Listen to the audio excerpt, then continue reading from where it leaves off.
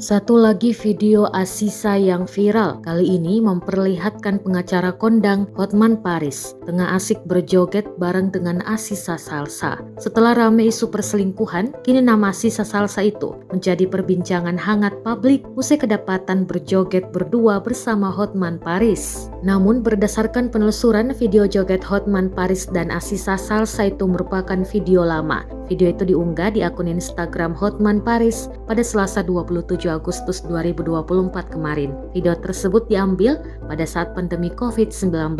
Hal itu diketahui pada kolom keterangan unggahan Hotman Paris. Ya, pada saat itu Asisa Salsa belum berstatus sebagai istri Pratama Arhan. Hotman Paris juga tak enggan untuk memberikan pujian kepada istri Pratama Arhan. Menurut Hotman Paris, Asisa Salsa merupakan sosok cewek yang berkepribadian baik.